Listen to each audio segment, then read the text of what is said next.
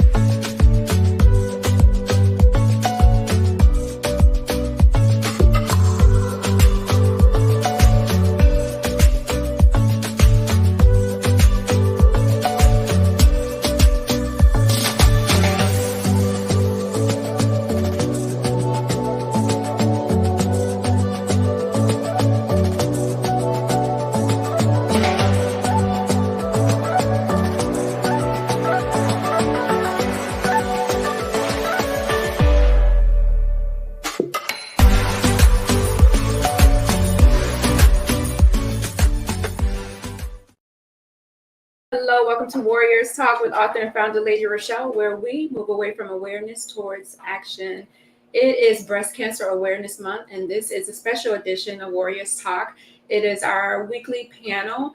It's from awareness towards action. And tonight we're going to be talking about what are you doing to minimize your risk of breast cancer. I want to highlight one of my sponsors is Emmanuel Church of God in Christ with Pastor Michael Richardson, and he has a special message for us.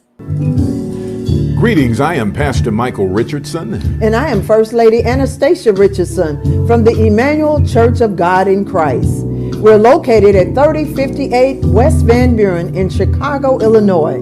We are building upon a solid foundation. And we're inviting you to join us every Sunday morning on Facebook Live at Emmanuel Kojic at 10:15 Central Standard Time. And you can also view our videos on our YouTube channel at Emmanuel Kojic-MR. Once again, this is Pastor Michael Richardson and First Lady Anastasia Richardson. And we are from the Emmanuel Church of God in Christ. We are building upon a solid foundation. We are celebrating 20 years on Sunday. For my pastor, is his pastor's anniversaries. I'm so excited about that. I have been there for 10 of those 20 years, and I cannot wait to celebrate him on Sunday. If you would like to be a guest of Warriors Talk, I just need you to email me at warriorstalk1@gmail.com. Let me know that you're ready to be my special guest to share your breast cancer journey or your cancer journey, and we will get you on the show. I am looking for individuals who are ready to educate and empower individuals with their story. I'm going to highlight one more sponsor before we jump into our topic, which is Gloria Dotson with Mary Kay, and she's catering to all of your beauty needs from head to toe. Go over to marykay.com/GDOTSON and let her know that Warriors Talk sent you. All right, let's get this panel started. With me today is Kenya Brown. Kenya Brown is a transformative force in promoting health equity and driving the community development. As the CEO and founder of We Care To Agency, a global recognized nonprofit organization, Kenya has been empowering breast cancer and domestic survivors while tackling food insecurities in our community. Hey, Kenya. Hey, Rachel. How you doing today? All right. You know, yesterday topic, baby, we should have been on there longer. Well, you know what? I didn't know it was going to be that good. I was like, oh my goodness, this is a hot topic. We It could was have talked about that for a while. because when you say it's time, I'm like, huh? And I looked at the It clock, went 6:53. I'm like, oh my God. it went so fast, and I know Dr. Michelle was like, oh my goodness. It was very informative though. It was informative, and I think it's like information that we probably been wanting to get out for a long time, but we just hadn't had anybody to say it to, or maybe nobody to listen to us. And sooner or later, when it's just sitting in you, you got to get it out. Yeah. And I know we're not the only ones who was thinking, you know, what all of the questions and the statements that was coming out. I know other breast cancer survivors are thinking the same thing. Mm-hmm. And you know, I'm glad So, you know, I was typing so fast because it's like if you don't get it out, it's like, oh my God, please excuse me, I'm typing too fast. I'm like, I'm trying I was like, I should have just pulled you in on the show, because I was like, Kia is really, she's making sure she get her questions and her statements out, because it was important. I think Dr. Michelle she liked it, because that's the purpose of her being on the show, is so that, you know, we sharpen her as we're asking questions, because I mean, the doctors don't know, they don't know everything. They No. don't, you know, they learn from us. So she enjoyed the challenge. So I'm looking forward to part 2. That's the hard part, to hear your oncologist that's taking care of you say they don't have an answer. It's scary. Man. How you know? Ooh. How do you not? And then how do you not know what's the best treatment for me individually? Stop looking at me as this assembly line of people coming in here. Yeah.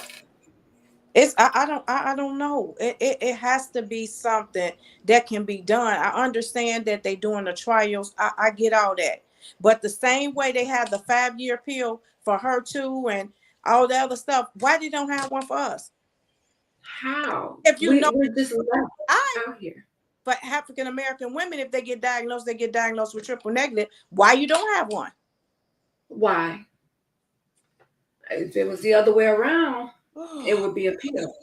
I'm just saying. It would be a rush to get a pill. It would be a rush to do something. Yep. I feel like they're moving so slow with this, and I know it's clinical trials out there right now, but I feel like, I feel like they're moving so slow, especially when you know that there's nothing else we can do, especially when we're done with treatment. We're just like sitting ducks. And that's what pisses me off. That's why I be like, if we go March, you know, some people might say it may not make a difference, but I think taking a stand, it will make a difference. If you have enough people that was diagnosed with triple negative that's feeling the same way we feeling, I think we'll get a result. Yes, because the ones that are diagnosed with metastatic breast cancer, oh baby, they down there in droves. You hear me? Like, they making sure they're being heard. So absolutely, I believe that. If we could band together and be like, hey, this is our. It is, and it's like just like target. That's how I feel, and I don't like that feeling. It's like, come on, it don't make sense. I totally agree. I feel like, I always say, it feels like you have this loaded gun at the back of your head, and it has one bullet in it, and you don't know when the bullet is gonna just blow your head off. Yep. Yeah. You just that's exactly what it is. And it's, to me, it's not fair when you say, oh well, we would like you to donate $1 because it's gonna go to the scientific for cancer. Which one? Right. It's so many of them out here. It's about 300 something cancers. And what, to me, if y'all know that the number she said is outrageous, and when they get diagnosed, most African American women in the lower class is get diagnosed with triple negative, why y'all not doing nothing? Why is it that's not alarming enough for you? But until it sits at your door, then I guess that's what we'll be doing. Exactly. It hasn't really hit home yet. And when it does, then it's going to be a rush. Let's hurry up. Angela says, I'm not a triple negative survivor, but I still stand with my triple negative sisters. Thank you. Thank you. So you going with us to march on Washington? I want for real, man.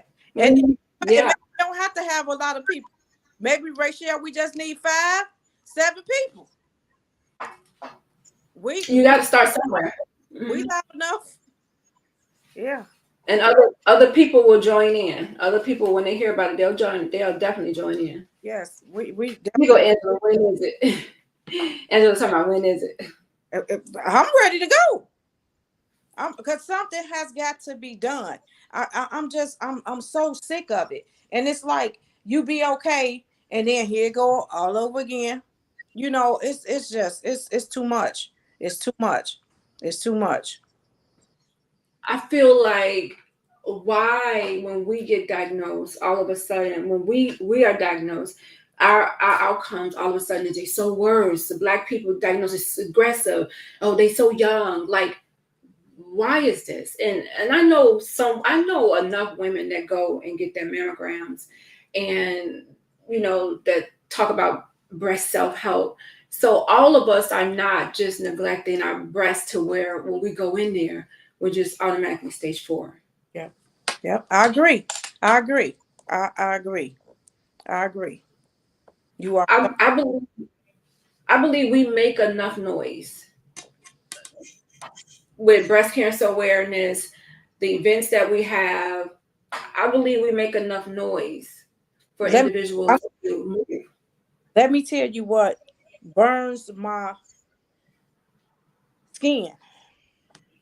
Why do people wait till the month of October and want to do all this breast cancer stuff?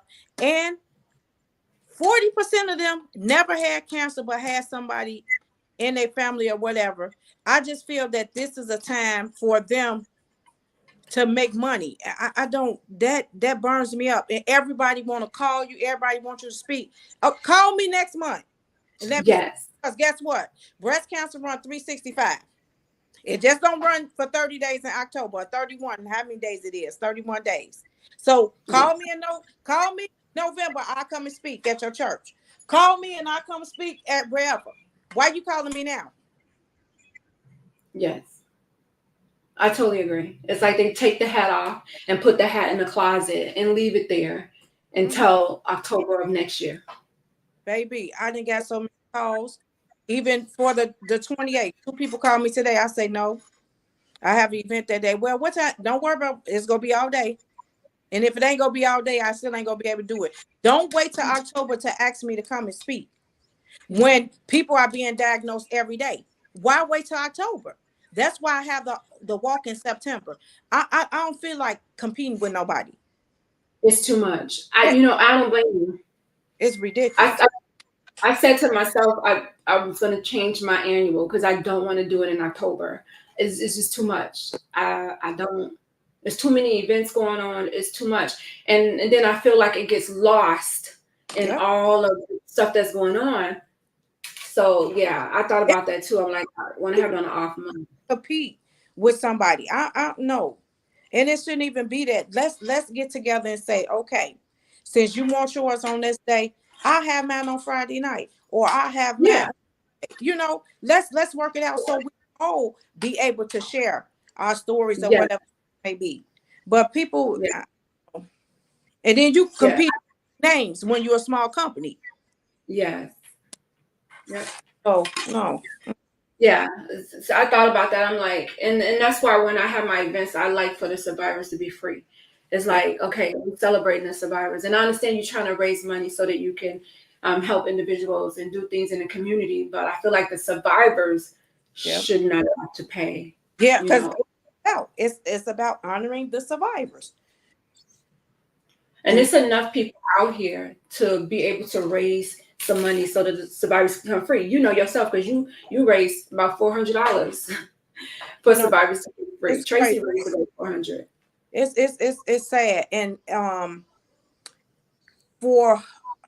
we should not have to twist arms to get $5 to support somebody else for them to be able to event. And the first thing they say, oh, well, it's only $35. You can say it's only $35 when you have a substantial amount of income coming in, opposed to a family that's 4 or 5, in a household, and then they trying to make ends meet. They can't take away from their light bill, and food is expensive to try Yes, to ticket for $35, and they shouldn't be forced to do that. exactly. But at the same time, we can't afford to carry them because we Oh, girl. Girl, try and you want to do it, but then you don't want to be taken away from your household to do it. It's like, man, I want it to be nice. I want them to feel celebrated. I want them to walk away from this experience and say, wow, I really had a great time today. And it's so hard because you think the people that you think would donate, that you contact, they don't. will not and ain't. They will not. I had somebody call me today, say they post on their Facebook page, said that they had 15,000 and something followers. If everybody gave $1, and she had it up for 3 days and nobody has gave $1. I say, you know why? Because they looking at the fact. Why we gonna give you $15,000?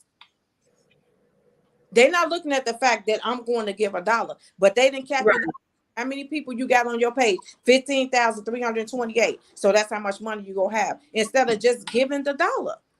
Right. I be wanting to delete folks. I be like, I should delete all these people. If we're not interacting, what's the purpose of you really being on my page? I need people who are going to interact with me, collaborate with me, support me. I support you. Like, you just sitting back watching everything I do, being nosy. There you go.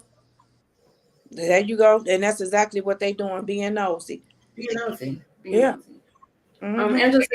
Angela says if we don't stand for something, we'll fall for or accept so many excuses for us, we as Black women. Yes, we will. Yes, we will. Yes, we will. And that's just like the doctor. They come in there, your oncologist, I'm gonna be specific, and they come in there standing up. No, I need you to have a seat. Because this ain't no 2-second thing. Have a seat, because I got questions and concerns that I need answered. And not, I got another appointment, that's your problem, not mine, because I need all my questions answered. And I don't want for you to tell me I don't have an answer. That don't work for me. You, my oncologist, you need to have every answer that I'm finna ask you. Or I need another doctor. Right. Even if I send you the questions in advance, when I come in there, you should be ready to say, all right, here you go. This is what I found out. Many questions. And I guess he got annoyed with me. So I end up getting another young lady, which was fine with me because she always will answer my questions anyway. But my whole thing is, do you think I can? You're not finna come in here and rush. No, bro. No, I need to know why I'm still feeling sore under here or whatever. Well, it's going to still be swollen. Or well, don't use this arm. Don't do this. Don't do that. I don't really use it. So why is it still like that? Right. How about they didn't even tell me that there's a possibility that I could get lymphedema in that arm by them removing lymph nodes. Like, I didn't find out until my arm was just swollen. I go to the doctor, like, what's going on with my arm? Like, it's lymphedema. Okay, well, what's that? Yep, and I got that too, girl. It's a mess. It's a mess. They don't tell you nothing. And here's the thing. And then you need to do this or you need to do this. I'm still doing the same thing that I stopped doing when I found out that I have it. I have not picked those habits back up. So what you saying? I think of a lot of people don't know. Rachel, I'm telling you, it's about money. Ain't nobody finna tell me. Yes, I understand that things are better than when my grandma was diagnosed 30 years ago. I get that. But when you speed the process up, none, just a little bit. It's like they just giving us a little nudge every 10 years. Just a little bit. Just a little bit. Come on, y'all. Wow. It's about money. It's about money. I'm telling you, it's about money. They got a cure. But they feel if they give out the cure, first of all, how did we come up with a cure for the virus Well, so-called virus that quick.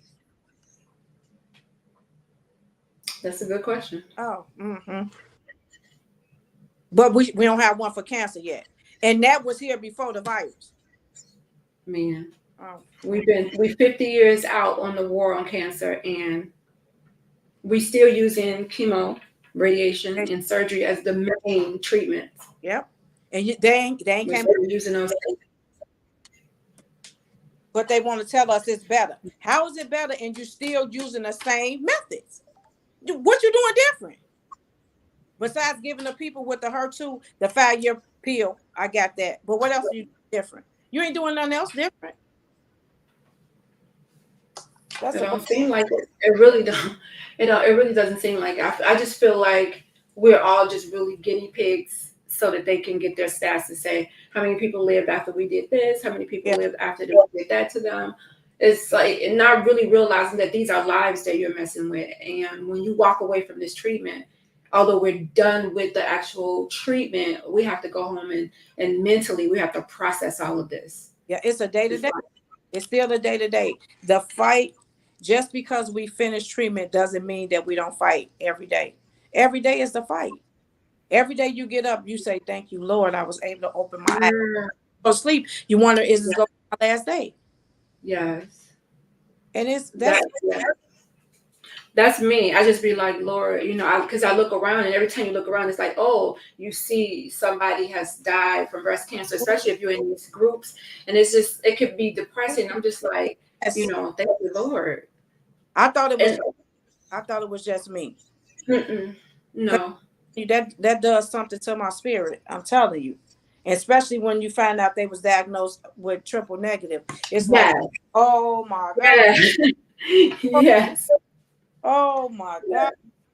I'm like, Lord. And I always say I really didn't do anything special to even be here this long.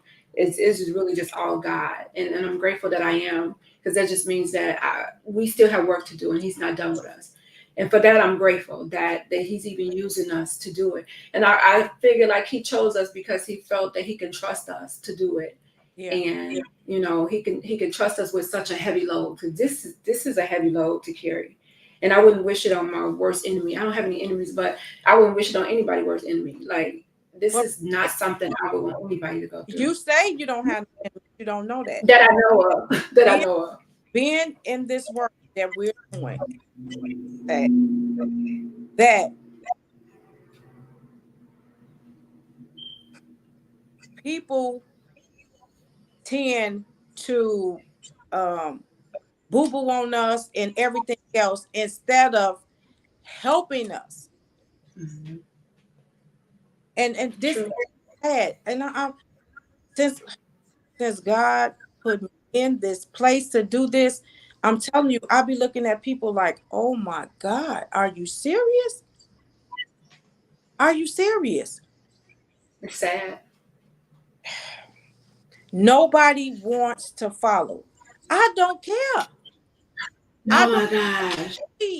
Girl. If we going down the same path, girl, I don't have to lead. It's not serious for me. But if they're not leading, we got a problem. Why? Yes. Baby, please. I don't even know why. I totally understand it. I've seen it. I see it. And I just be like, if we all have the same goal, what difference does it make? What difference does it make? We have the same goal. We're all trying to get to the same thing. It's bigger than us.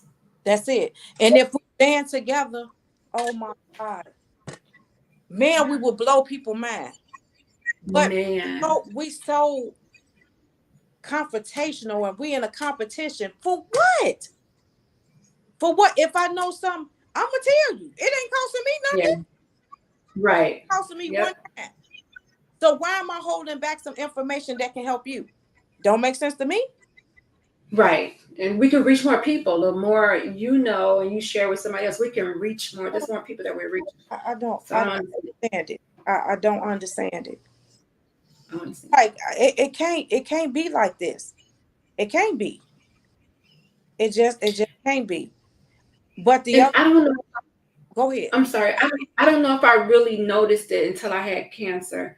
How I noticed I guess I started really paying attention to how people was. And it just opened my eyes to, how people act. And I'm just like really surprised. I'm like, Lord, really? Like, that's you? I'm like, wow. It really has opened my eyes for me to see people for who they really are. And that's And family. That's family. yes, yes. Mhm. Come on now. Keep it real. That's family too. Yep. I have to distance myself with some of them too. Yep. Mm. Angela says, making a list of your questions you have for your oncologist. Yes, lymphedema is very important because here is that concern about lymphedema. Mm-hmm. Did I say that right?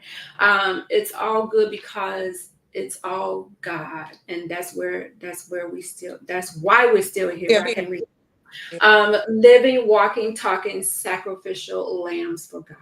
Oh Yeah. God, girl. Yes. That's the only thing I could say, because people ask me every day, how do you do it every day? Number God. I don't have no financial fund. I have my family and my friends and my husband that help me. And when I tell people that, they think I'm lying. Just telling you the truth. That's it. I don't have it. Because people so afraid. You ask them, well, oh, I don't know. I don't get people. If you ask me, oh, well, Kenya, do you know a grant writer? I'm gonna say, oh yeah. Let me call such and such and ask her, is it okay as I give your information? Or let me call if it's okay. Yeah.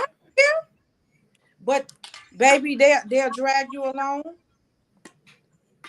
all day long. All day long.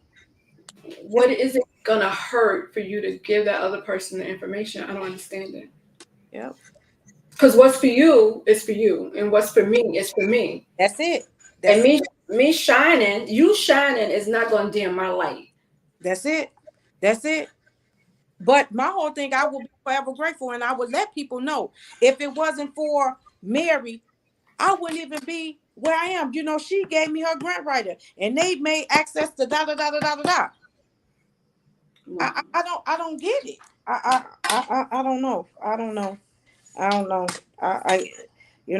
It's his plan, not mine. So whoever he's sending, I guess they coming. I just gotta be patient. I just got. They coming. They coming. I just got. Yes. That's how I feel. Like I'm like they coming because he knows what needs to be done, and he knows what it takes to get it done, and he knows exactly what we have and how much we can handle. Mm-hmm. So Mm-hmm. when we get to where we can't handle it, it's like, Lord, I need you to step in, and I need you to handle this. I need you to let this work. Yeah. Because I can't do it. I think sometimes we'd be afraid to surrender to him too. I know sometimes I'm like that too. I'd be afraid to be like, I'm trying to do it myself with all of my capacity, my limitations. And then I get frustrated because I can't do it. But yes. to get to release it and be like, Lord, I surrender this to you. How do you want this to turn out? How can this glorify you? What can I do with this purpose that you gave me? To make sure I touch the right people. Yep. Yeah. You hit it right on the nail. You hit it right on the nail. And sometimes I get discouraged. Sometimes I'll be like, especially like when we do shows like this, I know it's only Angela right now listening. But Angela right now listening. But that's okay, because the thing about it is the strong need a hug too. Exactly. The strong need too. I be feeling like that too. But even though other people going through, I still be there for them when I'm needing it myself. Right. I figure like whoever the message is for, they will hear it. I get a lot of people in my inbox saying, oh, I listened to the show. The show was good. Like people I wouldn't even think listen to the show. I'm just like, oh, wow. Okay. Yeah, the show we did yesterday. The two guys that came behind me. Mm-hmm. I was like, oh, y'all have a good show, and I was leaving out, and he was like, you had a good show. I listened to the show all the way over here in my drive, all the way over here. It was a good show. I was like, oh wow. So yeah. So that made me feel good. I was like, okay, that was, it felt good. The shows do be good. And again, like you said, and I can understand that too. You got it on all the media platforms, and then for it to be open to everybody to just have one person. But if you don't have nobody, you still got to go on Yeah. because somebody will replay it and hear that it's meant for. Yeah. Yep. Whoever God meant for them to hear it, it's there. Yeah. They can't say that we're not putting out the information. You really can't say you didn't know about breast cancer, you didn't know about your risk, you didn't know about some of the stories that individuals have gone through, because we have done shows and to put that information out there, and it's just one click away on YouTube or Facebook. Sometimes So it's feel like you on a boat with 50 people, and 49 of the people is watching the boat sink, and they getting off and leave you on there. That's how I be feeling sometimes. It's like, whew, I don't know. It got to get better. It got to get better. Get better. what is something you would say to somebody, Kenya, to minimize their risk of breast cancer, if that is even possible? Honestly, Rachel, I don't even know if it's possible. I really don't. Because when you hear the myths of you doing this, doing that, I did exercise. I probably didn't exercise every day. I didn't eat a lot of sugar. You know what I'm saying? So I really don't know what activated. It still got me going for a loop. I don't know. And I stayed on the go even before I found out about the cancer, because I was working with the youth. So I stayed active. So I don't know. Honestly, I don't know if it's something that won't activate it. I really don't know. I don't know. That well, eating this. I ain't eat all that stuff, so I can't even say that. You know, I drank water. I didn't drink a lot of pops, so I don't even know. I probably wasn't drinking the essential water or the alkaline water, but I was drinking water. So it's like I don't know. I honestly don't know. No, I totally agree with you. I see so many things out there, but I'm saying, oh, you should breastfeed your baby. That minimizes your risk. I'm like, well, I breastfed all 5 of my babies. So where did that risk go? So see, I'm saying, so when you tell them that, then what's your answer now? Where did that risk go? And I wasn't, and they say alcohol contributes to you. I'm not a drinker. I don't drink. That's me. I don't smoke. That's my yeah, I'm not overweight. I exercise. I eat majority of the right things. I don't eat meat. So it's like, yeah, that's what. So it's like, how can you tell somebody that when you know in your heart that you know what I'm saying? What is it really that cannot activate? Right. Because we want to be honest. Yeah, you're right. You're totally right. Okay, Angela over here writing paragraphs when she should be on the show. She says, I always said to my girlfriends that it's extremely sad how Black women are in competition towards one another. That was my grandmother's teaching to me, never be jealous of someone else's blessings, because what's for them is for them, and what's for you is for you. Clap for them, and then soon it will be your time. We don't want to clap for nobody else. It's like, why her? Why she? Why is it her time? I love congratulating somebody else. To see somebody that was once where I am doing great things. Yes, baby, I'm right. Good. Yes. That's what he did that for you. He'll do it for me, but probably not in that sense, in something else. Exactly. So I don't get it. I don't get it. And sometimes we like to try to rush God, and we don't really know what he's preparing for us, because our vision of what we want can be so little. And he like, no, I want you to wait a little bit, because I got something bigger for you. I got something more for you. Like I think about him erasing my student loan debt, right? And I was just going to be satisfied with the 10,000 or the 20,000 they was going to take away. I was like, shoot, I'll take that any day. Right. When I tell you, God, he wiped away $186,000, and I have 0 student loans right now. And I was just like, wow. my vision was so low, and he was like, stop putting limits on me. I could do his plan and his vision for us is just so much bigger, but Yes, it we is. just continue to rely on ourselves or rely on men to do stuff for us when he can do so much more. But I totally agree with you when I think about like what can I do to minimize my risk. I'm like, I'm already doing everything already. So I was doing it before this. So what's going on? What? So I really don't think they know. I just think they put those things out there Mhm. just to say, oh yeah, exercising. Yeah, it may work for diabetes, because diabetes is a lifestyle disease, like type 2. It's a lifestyle. It's genetic too. So if it runs in your family, it's genetic. So you may can delay it, but you can't not have it all together, I should say. Yeah. Your lifestyle can delay it a little bit, because type 2 diabetes run in my family. Yeah. So I know that I can delay it, right? I can delay it with my lifestyle, but Mhm. it runs in my family. So I know it's things that I can do for diabetes that can kind of slow that. Slow it Well, down. with cancer, yeah, but with cancer, we don't know. There's nothing.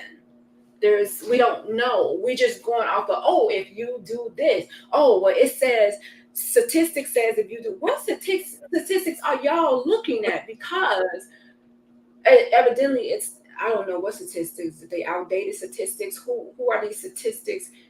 Because you're saying I don't know. I don't know who they're based in these statistics, and maybe they need to redo them, like Put people, every so many years, redo the statistics. yeah, put people in the room like us. That's what they need to do. I agree. Stop putting God in a box. I totally agree. Yes. I totally agree. Yes. I think at some point they need to revisit and say, okay, wait a minute. So now we know we have this aggressive form of cancer. Let's talk to these women and see, what was going on in their lives before that or whatever. And I don't know, there might be some studies out there right now, but we ain't heard about it. Right. Let's just get a consensus of, okay, well, all of them was doing this, or this was going on in their lives, or they all were dealing with this, and all of a sudden it turned that gene on. And then they say stress. I want stress. I know that I was stressed. I had just had a stressful pregnancy, and I was depressed. So I know that probably compromised my immune system. But my thing was, I'm always a person that make sure I get my annuals. I'm doing my breast exams. I'm getting my clinical exam. Just had a clinical exam in July of that year, and nothing. And then November, I'm finding this lump, and I'm like, whoa, what's going on? And my doctor was like, what? We just did an exam. I'm like, I know, but there's a lump there. And she was like, okay, let's just check it out.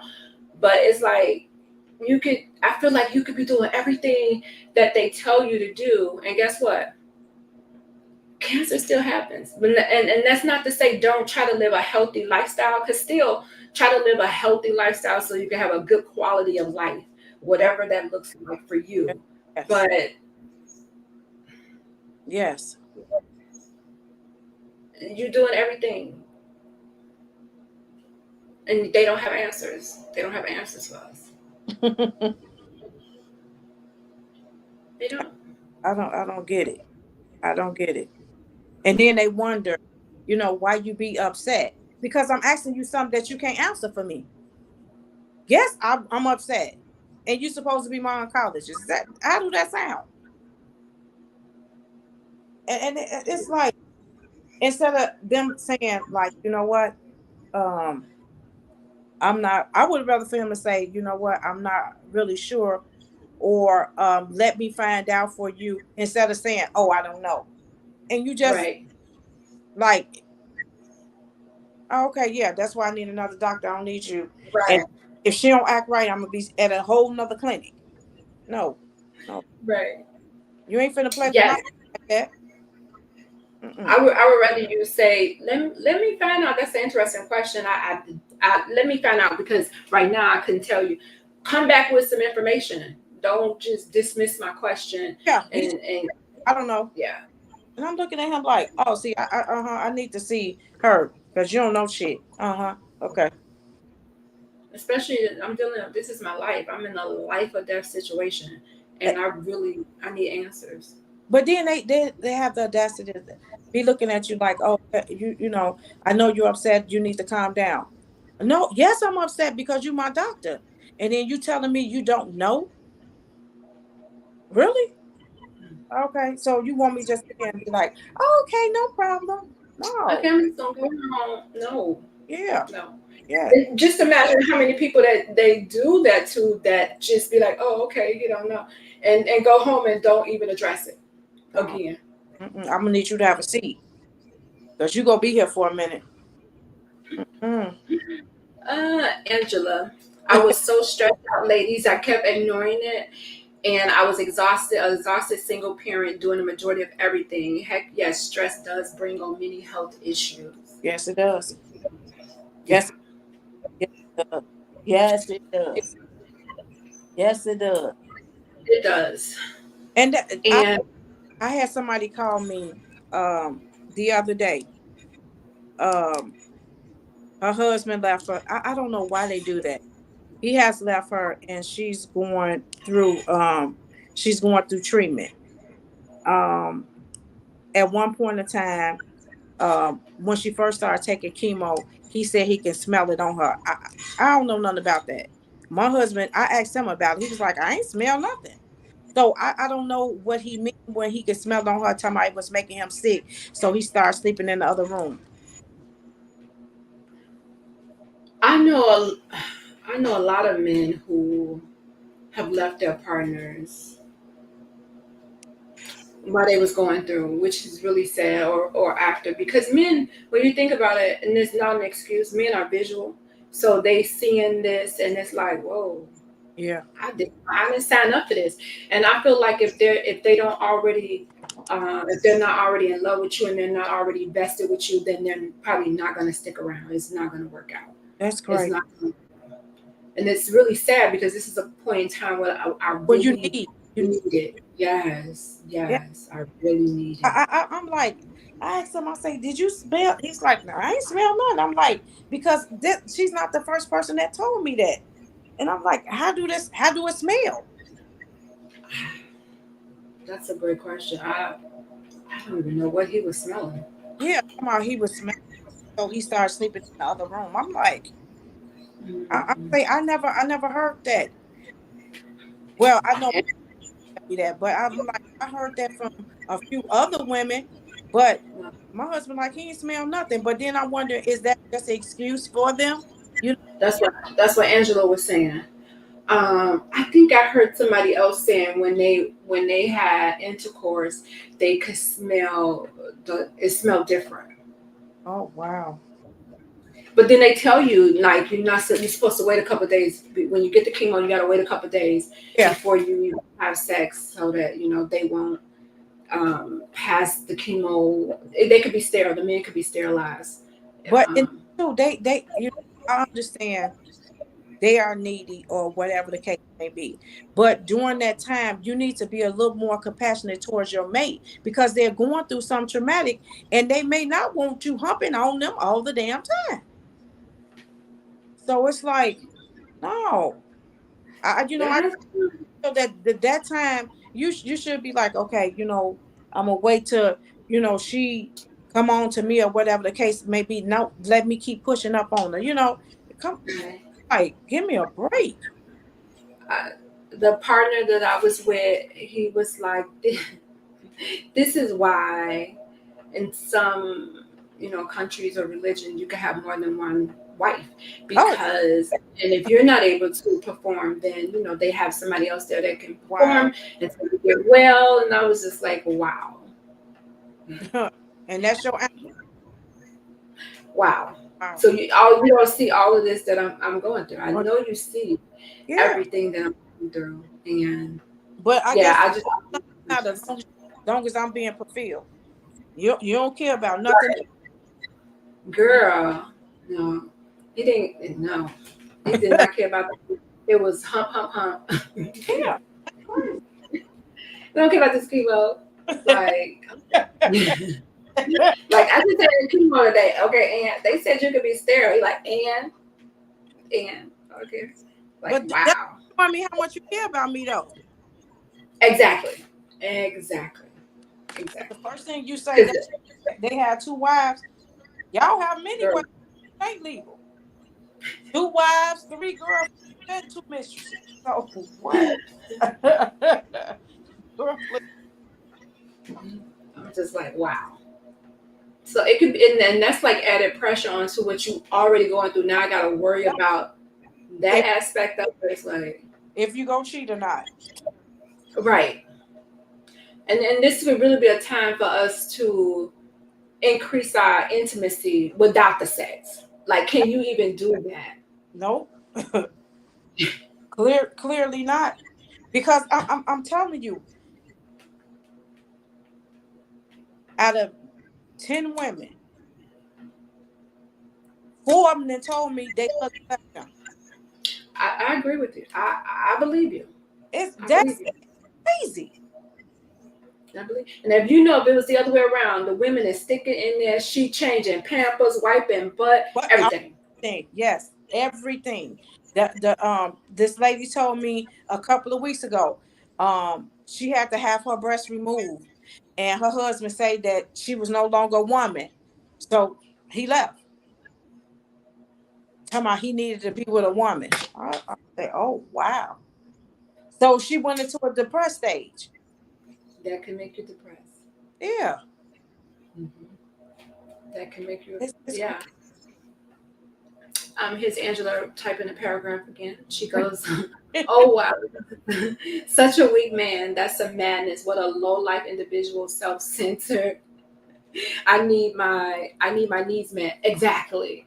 He's yeah, not for me, and and he's definitely not what. He's not for me, and I'm definitely not for him." yeah, yeah, She said all of the above.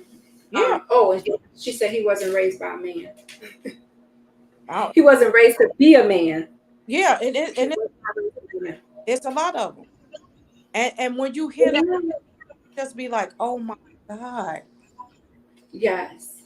In the groups that the cancer groups, the women really they can't go anywhere else and talk about it. So they'll tell like my Yeah. husband touched me, and like since I've been diagnosed, my husband has not touched me, hugged me, told me he loved me, any of that. Like Yeah. Yeah. what? Yeah. And you need that. You need You that. do. You need You that. do. You really do. You You already really do a lot because it's it was like for me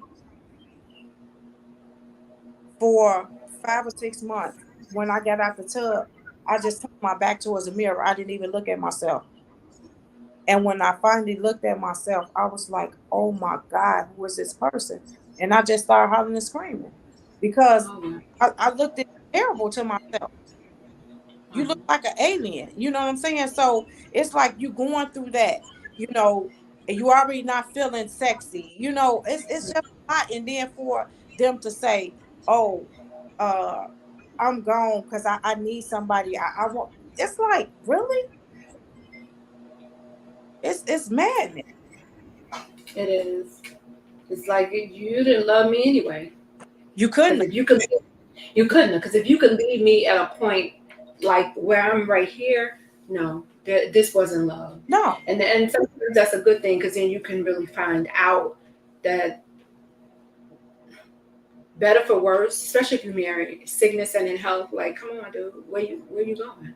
Yeah. So I probably would rather do it by myself, knowing that you're half there. But I'm for the women that take them in, what you think gonna happen to you if you get sick? Ooh-wee. You think he ain't gonna do it to you? The same exact thing. Oh, he gonna do it to you because guess what? He needs somebody to fulfill his needs, and you're not able to. So guess what he gonna do? Move on to the next person. Yep, You ain't obsolete.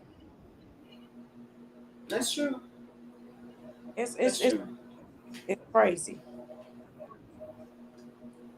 It's sad. It does something to the woman's self-esteem, everything to her self-esteem. When Yeah. you struggling and you fighting and you doing everything you can to try to keep it together, you drawing on your eyebrows, Yeah. putting on lashes, you got no hair anywhere, and you trying to make Yeah. yourself look presentable, Yeah. you know, and you think you got it all together, and then here's this person like, I got to go. This ain't it. That's true. That's so true. It's oh man. They It's depressing. if only if they knew what you emotionally go through during that time, man, they wouldn't go nowhere. You know, it's terrible. It's terrible. That's why I said if they're not already in love with you or emotionally invested with you, it'll be easy for them to leave during that time. Mm-hmm. Mm-hmm. It'll be really easy. Easy. Yeah, people make it to do what they want to do anyway. If you want to go, just go. You ain't got to make excuse. Ain't nobody holding you here. Right. Nobody got a gun up to your head and holding you hostage. So Just go. Don't give me a weak excuse like that. When half of the time, married couples, they say to death do us part, in sickness and in health. Every day is not gonna be good. I don't know. But 9 times out of 10, those men that left, I would have never did them like that if they were sick.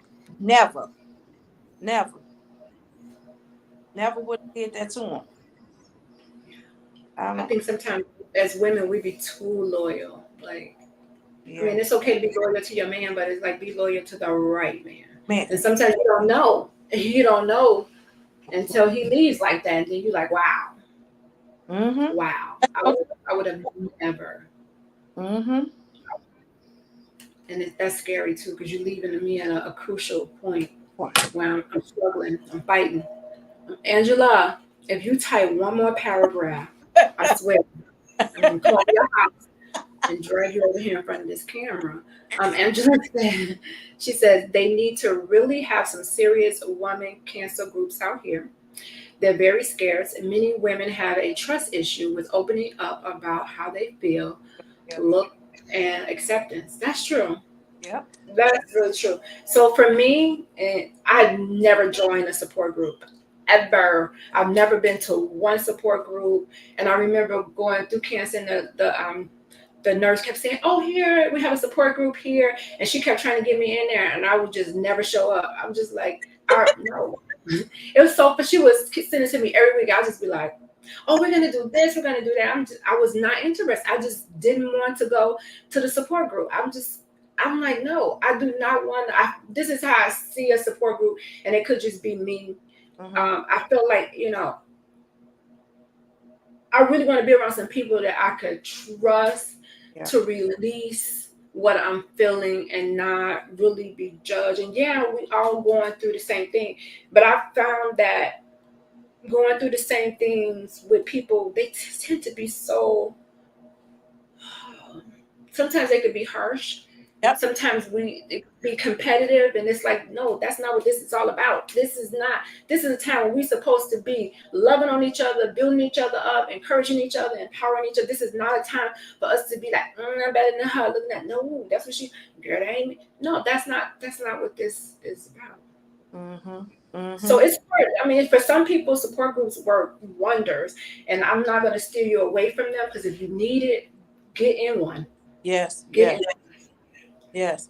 Now I know for myself, I was going to the support group before COVID hit, and when COVID hit, they stopped having the support groups. Really? Even virtually?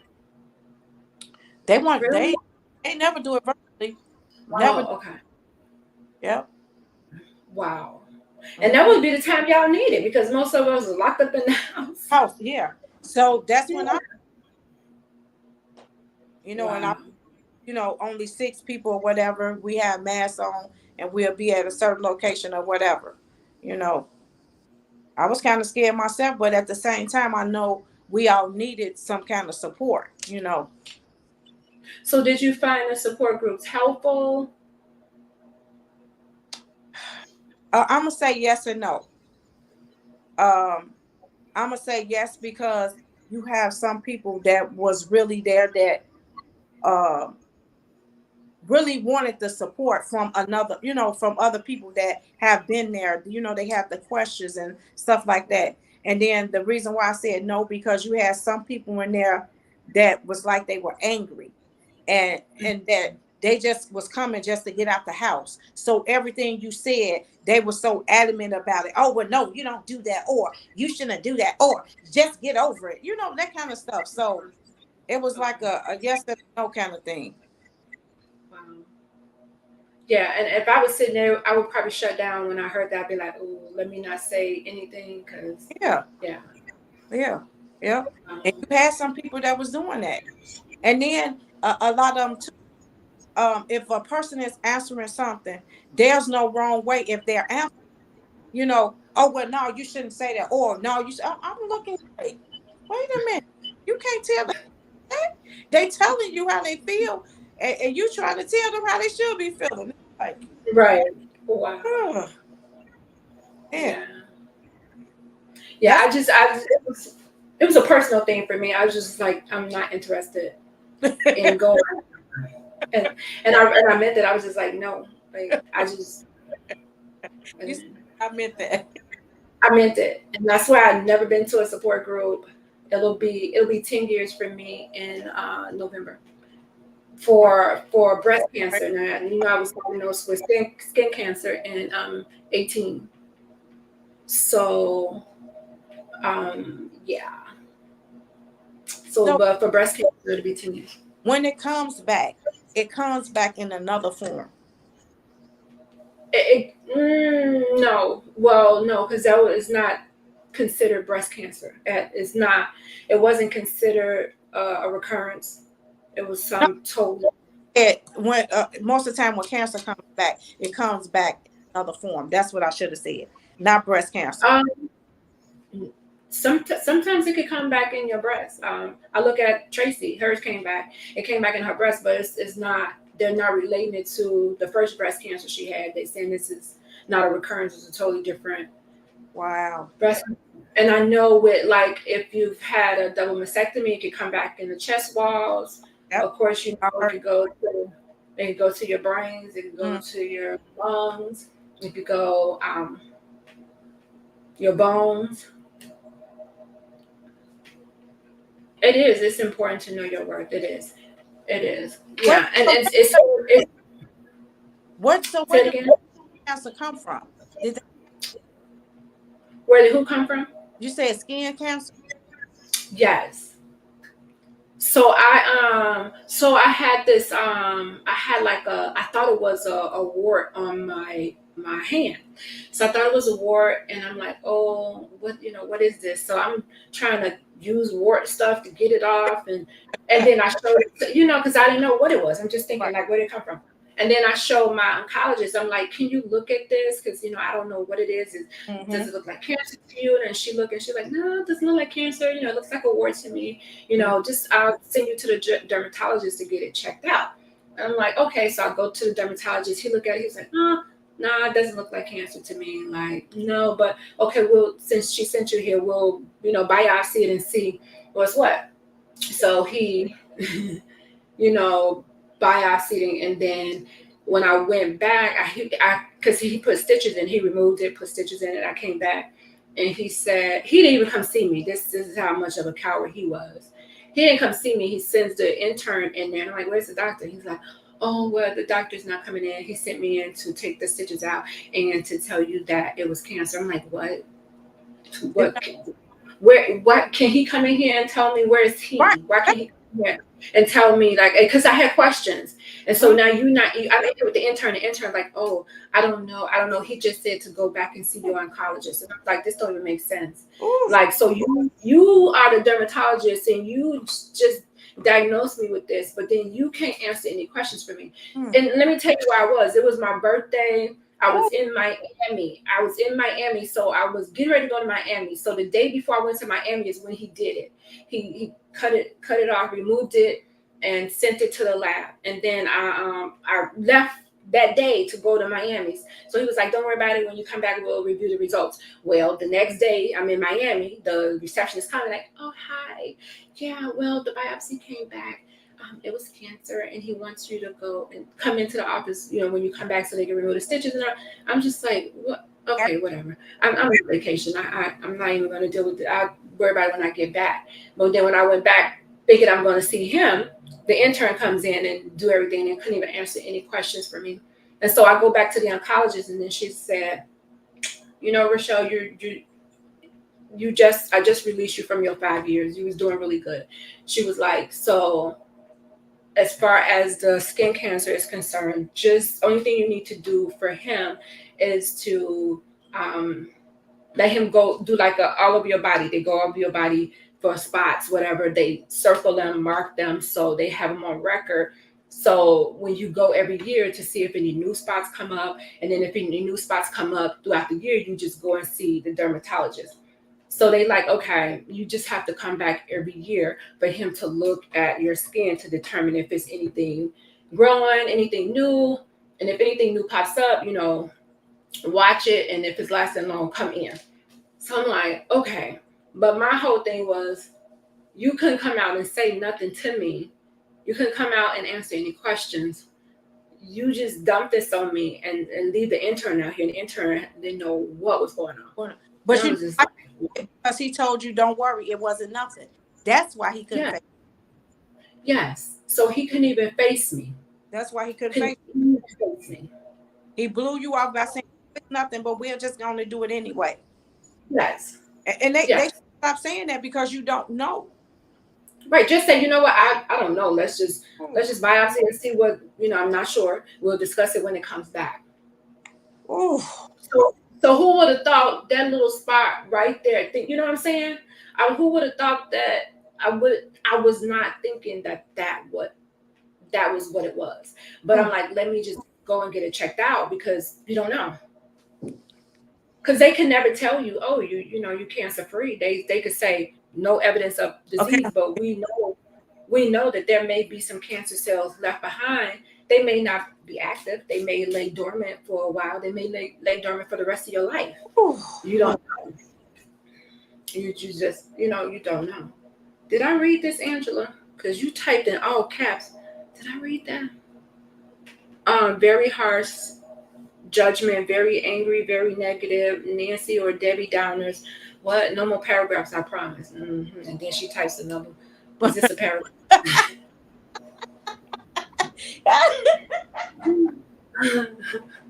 She said she had a girlfriend of hers that came back in the opposite breast, which had to be removed, so she did a double mastectomy. How cowardly. I know how cowardly, and he needs to have his license revoked. Did it have anything to do with you being a Black woman? You know what? I don't know. I felt like I felt disrespected, number one, because I felt like I had questions and I wanted answers, and he couldn't give me the answers. My oncologist really couldn't give me no answers. So she sent me to him to get the answers, and he couldn't give me any answers. And I walked away from there like, Dad, like, you dumped this on me. I already went through this horrible ordeal with the breast cancer. And now you're telling me this, but then you don't have any answers for me. You send this intern in here to take these stitches out of my hand, and then you don't even come in there. I'm like, I was like, but where is the doctor? Oh, well, he's busy. He's not going to come in. I was like, wow. My feelings really hurt when it really hurt. I'm telling you, that's why he did it, because he was like, he didn't think it was going to be nothing. Instead of him saying, you know what, I'm not really sure. Let's test it and see. And that's fine. Oh, it's nothing. Oh, I don't think it's anything. It's nothing. Oh, no, it doesn't look like nothing. No, I know cancer when I see it. Like, I've been doing this for a long time. Oh, no, that look like, really? Let me, well, since we're on that subject, let me, I will never understand why when somebody find out that you have cancer, they always say, oh, you don't look like you have cancer. And I'm saying to myself, how do it look? Right. Why? How do people say that? Because they so used to these images that they have with these bald head people looking like they weigh 20 pounds on TV, and they expect every cancer patient or survivor to look the same way. They expect us to look the same. I don't get it. And I'm just like, even when I was going through, my sister made my wigs for me, made my face up for me every single day. Wow.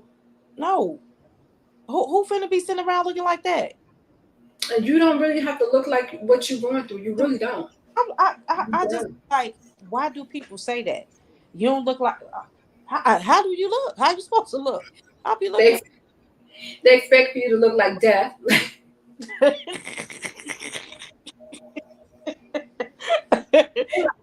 you out here with a fresh beat face and hair laid? No, you said you had cancer. Yeah, my doctors now, even when I was going to radiation, they was like, your sister, yeah, my sister would come every single day. She would do my wigs every 2 weeks.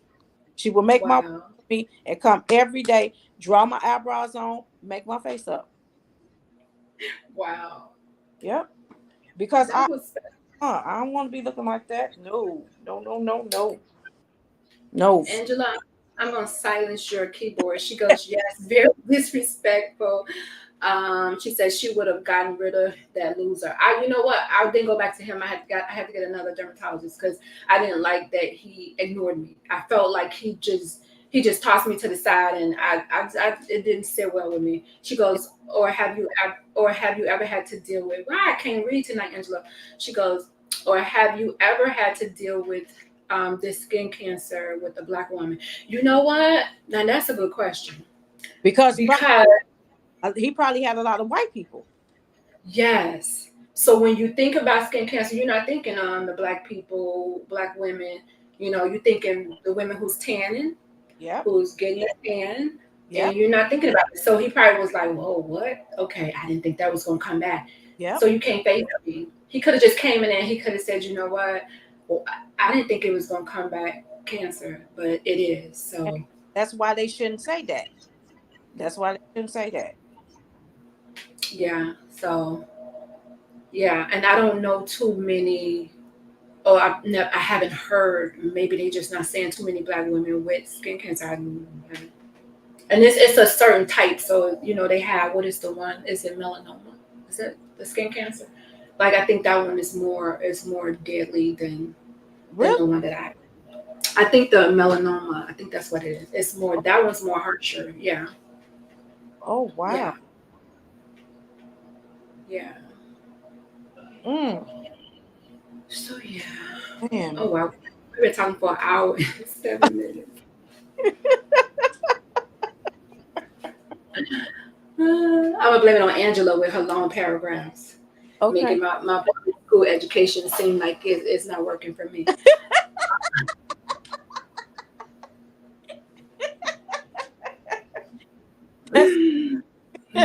That don't mean you ain't educated.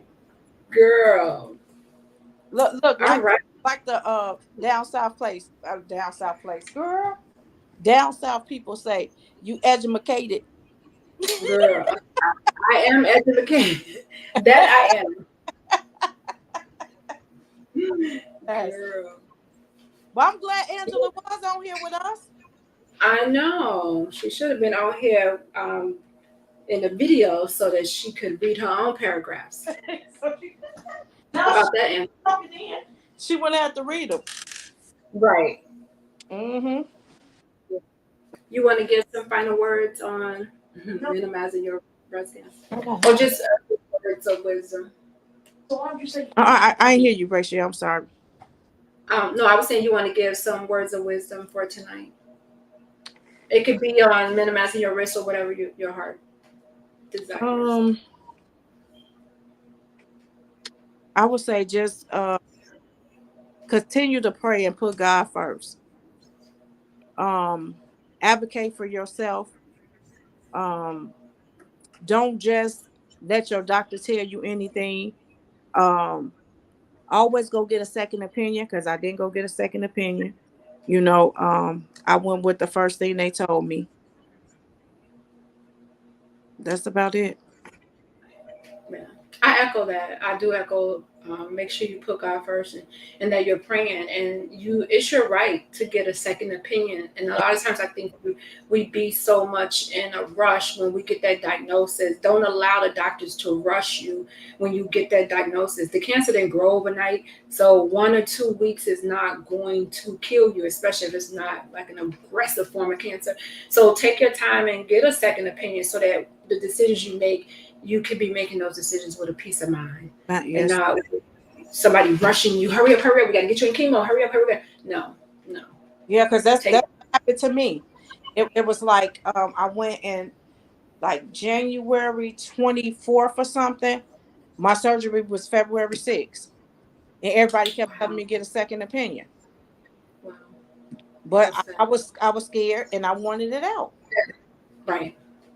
And I think a lot of people do that. So you are not by yourself. And the reason why we're having this conversation is so that you can stop and you can take a deep breath and say, wait a minute, I deserve a second opinion. Let me just go verify what this person just said, Yeah, and that's and what verify it. they was like, you should have got a second opinion because we don't think that it was true what they said because they were saying it was so small and my doctor said that if he would have looked at it, he would have missed it because that's how small it was. Wow, He actually told me that. wow. So when my auntie was like, well, maybe it's not then. Go get a second opinion. But I was like, no, I just want it out. I want to deal with it. I want to start whatever, what they telling me I need to start. I want to be finished so I can move on. I don't want to be, it's like I'm stuck. I don't like that. It's like, Yes, you do. You do feel stuck for those the year or whatever you're in that treatment. You feel like life is just passing you by. Everybody's doing stuff, and you're just stuck in that moment until you finish treatment. Because yes. you don't. I don't know if I'm going to make it Yeah. or not. So you do feel stuck. Mm-hmm. So Mm-hmm. so don't be rushed. Don't be rushed into making a decision. And Get that's what happened. That's what because happened. they will rush you. That's their thing. And, Especially if you haven't had kids too. and because my whole thing was, um, when she removed the lymph nodes, she told my family that y'all gonna move the car. Y'all gonna move your car. The handicap still open. I don't guess move. I don't know. You only going around the corner. Okay. So if not, then park there. Yeah. Um, I forgot what I said. You were saying that they told the family when they removed your lymph nodes. Oh, that the lymph nodes, all my lymph nodes was clear. So I was happy about that, but that just made me wonder. I don't know. I just always think like, do these doctors be working together? I don't know. I don't know. Hmm, that's a Uh, good question. I was just made me think like, okay, do did the radiologist really see this? Because my doctor, he was like, I looked at it and I didn't see it. Wow.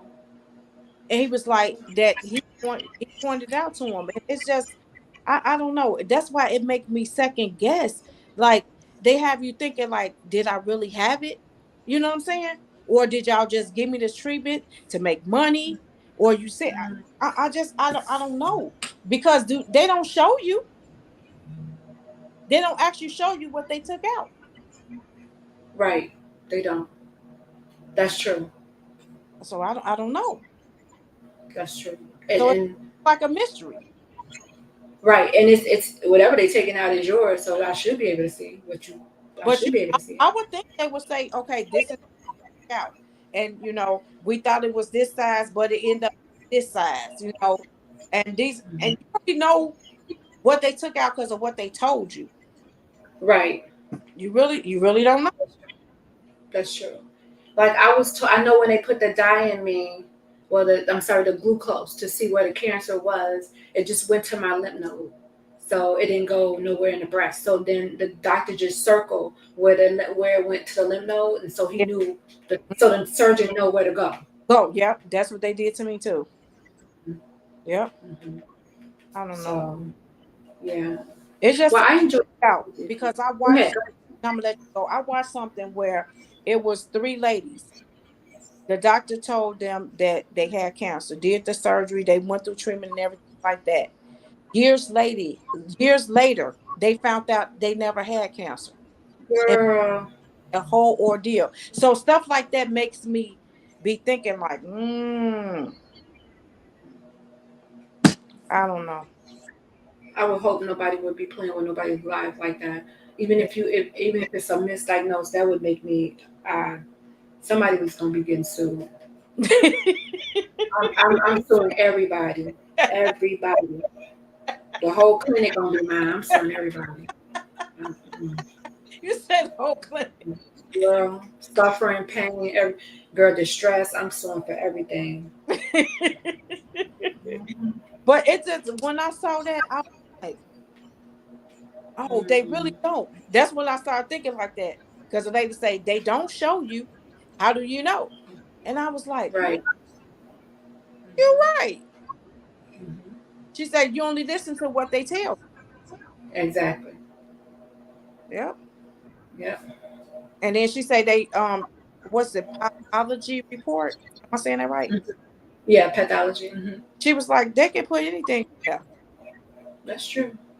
And I'm telling you, that lady had me thinking. She said that. I'm Did like, you get a copy of your pathology report? yeah, I got a copy of it. Yeah. Yeah. I sure got it and was reading, trying to look and see. Where you parking? Like I know. All right, lady, I'm gonna let you go because I know you. Okay, baby. We've been on here. I appreciate you for coming on. All right. All right, I will talk to you later. Thank you guys for tuning in to Warriors Talk. Thank you, Angela, our third co-host on here. She said she enjoyed the panel. Sorry for the long paragraphs. Right. Thank you, Angela. Thank you for joining us. We will see y'all next Tuesday at 7 p.m. And I'm sure we're going to have a hot topic. Thank you for tuning in to Warriors Talk with author and founder Lady Rochelle. I will see y'all next week. Okay.